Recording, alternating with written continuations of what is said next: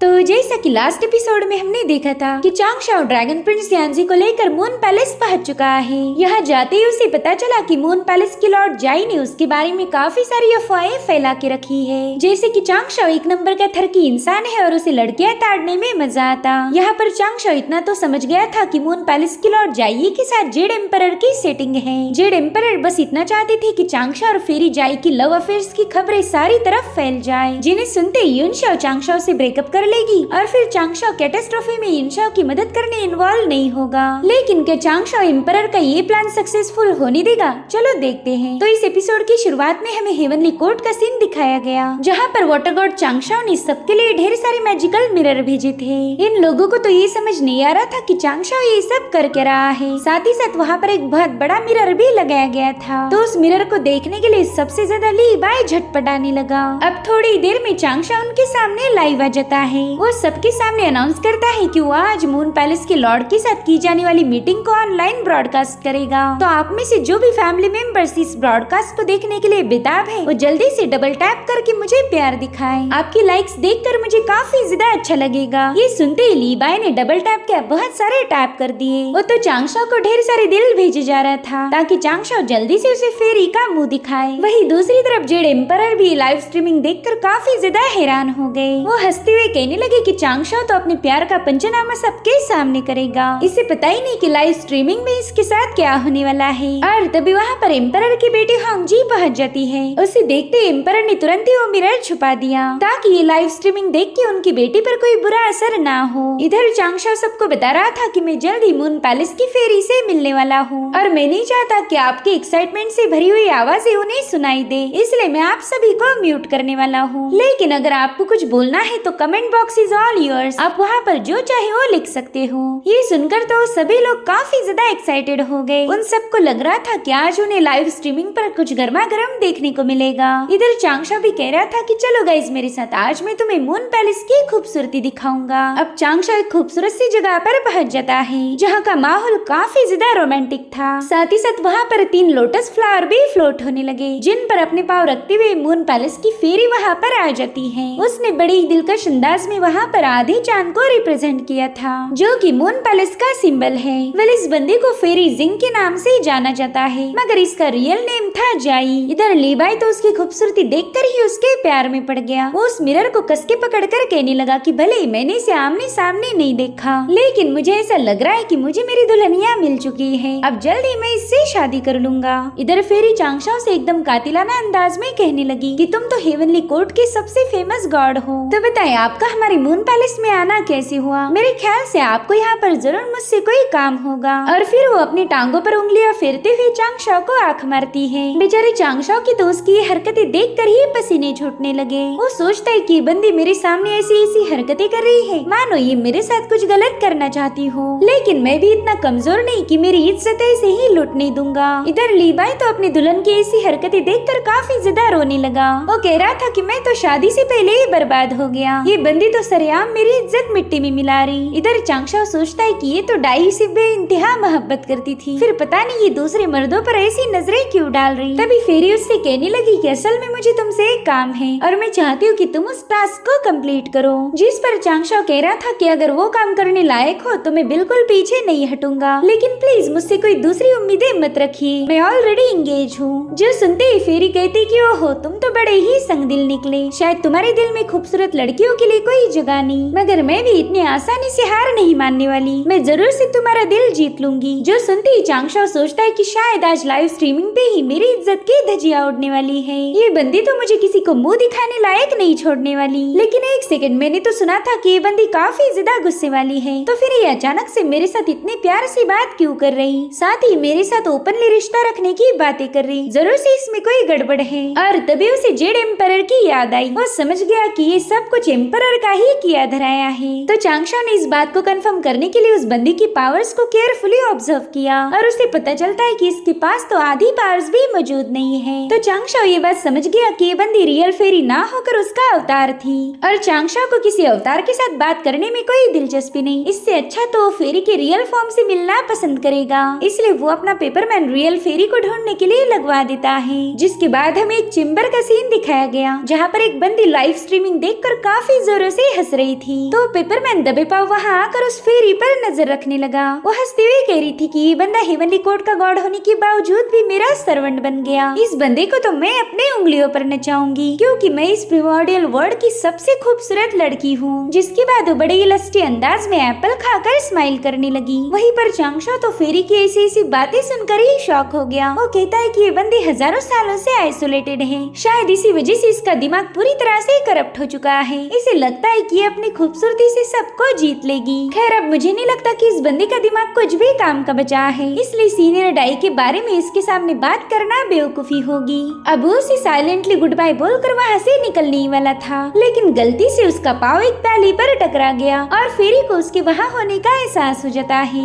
उससे पूछती है, बता तू कौन है और मेरी चेम्बर में क्यों आई? चांगशा सोचता है ये लोग पकड़े गए, अब ये मुझे पक्का धोएगी। अब चांगशा ने तुरंत वहाँ से भागना शुरू कर दिया, मगर फेरी ने उसके पीछे अपनी रिबन्स लगवा दी, जिसके चलते चांगशा एक ही पल में उसकी गिरफ्त में आ गया। इसलिए अब चांगशा भी अपनी इमॉर्टल फेरी वाले फॉर्म में आ जाता है। वहीं दूसरी तरफ जेड रैबिट देखती है कि उसकी फेरी तो काफी ज्यादा शांत है। वेल इस अवतार का पूरा ध्यान अपने ओरिजिनल फॉर्म पर था, जो कि चांगशा के साथ फाइट करने के लिए रेडी हो चुकी थी। तो चांगशा ने जल्दी से वहाँ से भागना शुरू कर दिया, मगर वो मून फेरी उस पर अपनी मून ब्लेड से अटैक कर रही थी, जिसे चांगशा जैसे तैसे डॉज करते हुए खुद को बचाने लगा। उसका बस एक ही मकसद है कि इस चेम्बर से जल्द बाहर निकला जाए। वहीं पर फेरी ने अपने मल्टीपल मून ब्लेड से उस पर स्लैश अटैक करना शुरू कर दिए, जिसके चलते चांगशा ने पहना हुआ रोप फट जाता है। अब अपने हाथ पाँव यहाँ तक कि मुंह से भी मून ब्लेड के अटैक को रोकने लगा, मगर फेरी ने वहाँ आकर उसके पीछे से एक जोरदार लात जड़ दी, जिसके चलते चांगशा सीधा जमीन पर पटक गया था। अब चांगशा वहाँ से एक बार फिर से भागने की कोशिश करता है, लेकिन फेरी ने उसका पाँव पकड़कर उसे नीचे खींच लिया, जिसके बाद वो अपनी लातों और मुक्कों से चांगशा की जम के पिटाई करना शुरू कर देती है। चांगशा के अवतार ने आज तक इतना मार किसी भी लड़की के हाथ से नहीं खाया था। अपने अवतार की ऐसी धुलाई देखकर तो ओरिजिनल चांगशा के मुंह पर 12 बज गए। तभी फेरी अपनी कूल मूव्स दिखाती हुई चांगशा के पीछे से एक बार फिर से एक लात मार देती है। ये लात इतनी कड़क थी कि चांगशा की चीखें उस पूरी चेम्बर में गूंजने लगी। साथ ही साथ एक बार फिर से फेरी ने उसकी कमर में हाथ डालकर उसे उठा लिया,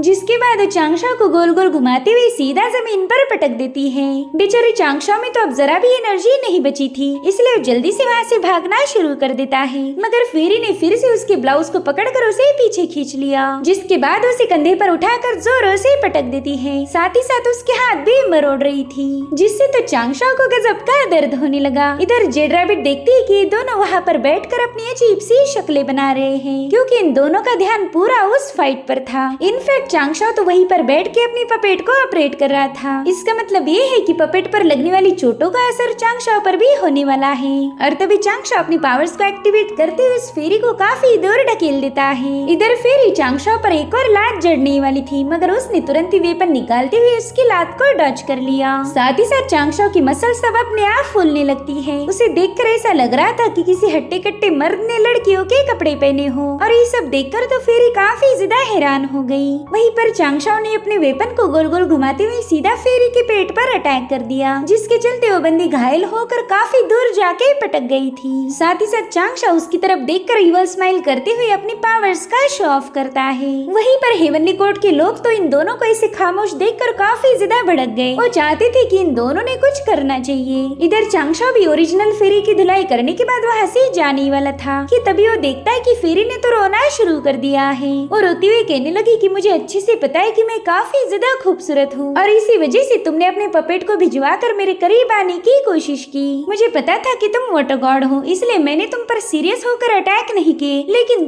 तुमने तो मेरे पेट पर ही वार कर दिया। जो सुनकर चांगशा सोचता है कि वाह, ये बंदी तो एक्टिंग करने में भी माहिर है, जरूर से ये पुराने जमाने की कोई हीरोइन होगी। जिसके बाद वो फेरी से बात करना शुरू कर देता है। वो कह रहा था कि आपके पास तो काफी यूनिक स्किल्स हैं, मैं तो उन्हें देखते ही इम्प्रेस हो गया। जिस पर फेरी कहने लगी कि तुम भी कुछ कम नहीं, तुमने भी तो मेरे अवतार फॉर्म को एक ही सेकंड में पकड़ लिया। तुम्हें मेरे रियल फॉर्म को देखना था, और अब जब मैं तुम्हारे सामने हूँ तो तुम मुझसे नजरें चुरा रहे। तो चांगशा कहते हैं, फेरी प्लीज आप अपने कपड़े पहन लीजिए, मैं तो बस यहाँ पर आपसे बात करने आया था, ना कि कुछ और करने। और वैसे भी हम दोनों भी एक दूसरे के साथ कोई रिश्ता नहीं रखना चाहते, तो भला आधे कपड़े में बात करने का क्या फायदा। तो फेरी तुरंत ही अपने कपड़े पहनकर शीशे में खुद को देखने लगी, जिसके बाद वो अपने मेकअप को टचअप करते हुए चांगशा से कहने लगी कि बस मुझसे एक प्रॉमिस करो कि आज यहाँ पर जो कुछ भी हुआ तुम उसका जिक्र किसी के सामने नहीं करोगे। मैं नहीं चाहती कि कल्टीवेटर्स को ये बात पता चले कि हम दोनों एक ही चेम्बर में थे। जिस पर चांगशाओ कहता है, ऑफ कोर्स ये बात मैं किसी को नहीं बताने वाला। वैसे आपके चेम्बर में घुसकर आपको देखने के लिए मैं माफी मांगता हूँ। तो फेरी ने तुरंत ही उसे अपने पास आकर बैठने के लिए बता दिया। तभी चांगशाओ उससे कहता है कि आप अपने अवतार फॉर्म को भी लाइव स्ट्रीमिंग से हटा दीजिए। आपका अवतार मुझे काफी अजीब तरीके से घुरे जा रहा है। अगर ऐसा ही चलता रहा तो लोग बेवजह आपका मजाक उड़ाएंगे। ये सुनते ही फेरी ने तुरंत ही अपने अवतार फॉर्म को वहाँ से हटा दिया। अब फेरी के वहाँ से जाने की वजह से लोग भी काफी ज्यादा मायूस हो गए। उन्हें यहाँ पर कुछ अलग देखना था,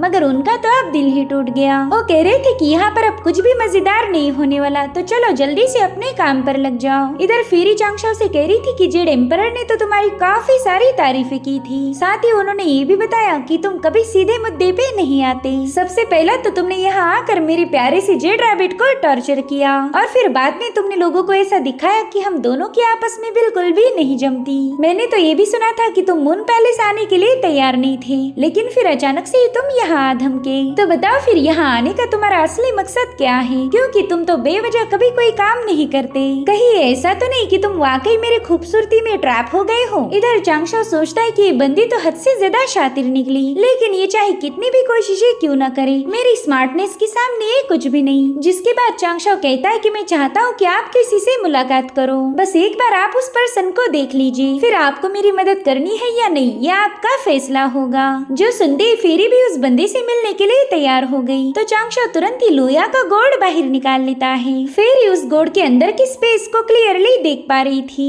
अब वहाँ पे डाई को कैद देखकर तो फेरी के होश ही उड़ गए। साथ ही साथ डाई काफी ज्यादा गुस्से में थे, उन्हें बस इस कैद से आजाद होना था। चांगशाओ फेरी को बता रहा था कि विच क्लैन की डाई है और इन्हें हजारों सालों से इनेट सोड एनर्जी से भरे हुए केज में ट्रैप किया है। तो जाई तुरंत ही अपने पुराने लवर डाई से बात करने की कोशिश करने लगी, मगर डाई तो उसे पहचान भी नहीं पा रहा था, जो देखकर जाई काफी ज्यादा मायूस हो जाती है। वो चांगशाओ से कहने लगी कि मैं इस बंदे से प्यार करती थी और आज ये मुझे पहचान भी नहीं पा रहा। जिस पर चांगशाओ कहता है कि इसमें सीनियर डाई की कोई गलती नहीं, उन्हें डीमन क्लैन के लोगों ने हजारों सालों से इसमें कैद करके रखा है, इसीलिए फिलहाल उनका माइंड अब पहले जैसे काम नहीं करता। सच बताओ तो डीमन क्लैन ने उन्हें इस ट्रेजर में ट्रैप करके उन पर काफी सारे अत्याचार किए हैं। ये सुनकर तो जाई को डीमन क्लैन पर काफी ज्यादा गुस्सा आने लगा। वो कह रही थी कि डीमन क्लैन को अभी भी लोगों को तड़पाने में मजा आता है। पता नहीं इतने सालों में उन कमीने डीमंस ने मेरे डाई के साथ क्या किया होगा। जिस पर चांगशाओ कहने लगा कि हम सीनियर डाई को इस ट्रेजर से आजाद करवा सकते हैं, लेकिन इसके लिए हमें पहले उनके सेंसेस को अवेकन करना होगा,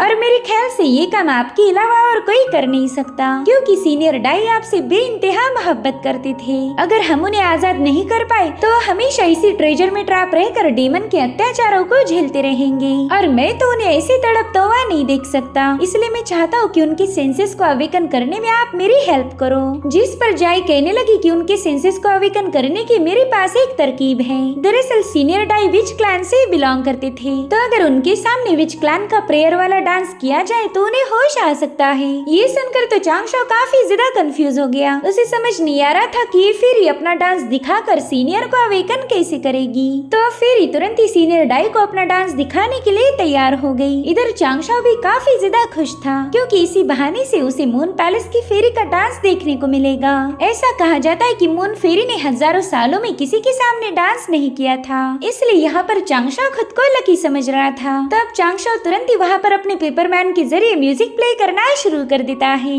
और फिर मून फेरी उस म्यूजिक पर थिरकने लगी। लेकिन चांगशाओ ने जैसी उम्मीद की थी ये डांस वैसा बिल्कुल नहीं था। वो तो बड़ी अजीब तरीके से जंप लगाते हुए डांस कर रही थी, जो देखकर तो चांगशाओ को टेंशन आने लगा। वो सोचता है कि फेरी अगर ऐसे ही डांस करती गई तो सीनियर डाई को अवेकन करना छोड़ो, वो तो इरिटेट होकर इसे ही खत्म कर देगा, और अगर गलती से ऐसा हुआ भी तो मैं सीनियर डाई को बिल्कुल ब्लेम नहीं करूंगा। भाई ऐसा भद्दा डांस देखकर तो किसी को भी गुस्सा आ जाएगा। इधर फेरी अपना पूरा दिल लगाकर डाई के लिए डांस कर रही थी, मगर डाई तो उसे देखकर जरा भी रिस्पॉन्स नहीं करता। इधर फेरी के भी अब नाच नाच के पसीने छूट गए, मगर डाई ने उसे जरा भी अप्रिशिएट नहीं किया। वहीं पर चांगशाओ सोचता है कि अरे अरे इसकी डांस का तो सीनियर पर कोई असर नहीं हो रहा, मगर फेरी ने अभी तक गिव अप नहीं किया था। वो एक बार फिर से अपनी जंप लगाना शुरू कर देती है, जो देख चांगशाओ सोचता है कि पता नहीं मुझे ऐसा क्यों लग रहा कि ये बंदी डांस फ्लोर पर नहीं बल्कि मेरे दिल पर कूद रही। कहीं ऐसा न हो कि इसका भयानक डांस देखकर मेरी जान चली जाए। और तभी फेरी चांगशाओ को अपने करीब खींच लेती चुकी है। वो कह रही थी वाटर गॉड, यहाँ पर जो कुछ भी हुआ वो तुम किसी को नहीं बताओगी। अगर तुमने अपना मुंह खोला तो फिर मैं अपना डांस दिखाकर ही तुम्हें खत्म कर दूंगी। तो चांगशो भी अपने दुश्मन डा ऑफ हेवन की कसम खाते हुए कहने लगा कि आज यहाँ पर जो भी हुआ वो सब सीक्रेट रहेगा।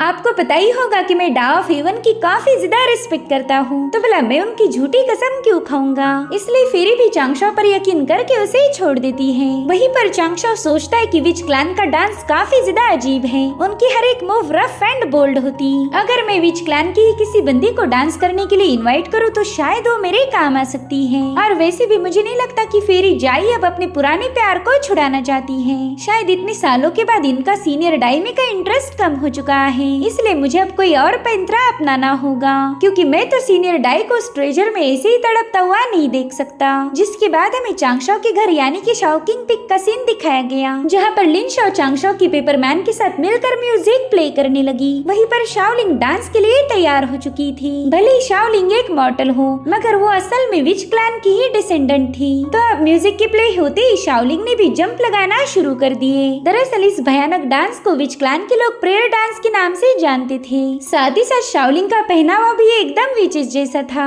जिसे चांगशो एक मिरर के जरिए सीनियर डाई को दिखाने लगा। और शाओलिंग के डांस मूव ने सीनियर डाई का ध्यान उसकी तरफ खींच लिया था। उसे बस थोड़ी देर देखने से ही सीनियर डाई शांत हो गई। वहीं पर चांगशो को तो यकीन ही नहीं हो रहा था कि उसकी ये ट्रिक काम कर गई। सीनियर डाई का अटेंशन खींचने में भले ही फेरी फेल हो गई हो, मगर शाओलिंग ने एक कारनामा कर दिखाया। इसलिए चांगशो अब खुद की होशियारी की तारीफें करने लगा। वो कहने लगा कि चलो एटलीस्ट हजारों सालों के बाद ये बंदा थोड़ा सा शांत हो चुका है। वहीं पर हम देख पाते कि सीनियर डाई की आंखों से वो रेड ऑरा गायब हो चुकी है, यानी कि उनका गुस्सा ठंडा हो गया था। उन्होंने अभी तक शाओलिंग की शक्ल नहीं देखी थी, इसलिए वो कहते हैं कि शायद तुम मेरी आयरन हैमर हो। अब उन्होंने शाओलिंग को लोहे का हथौड़ा क्यों बोला था ये हमें शायद अगले एपिसोड में पता चलेगा। Thank you so much for watching. Bye bye, take care.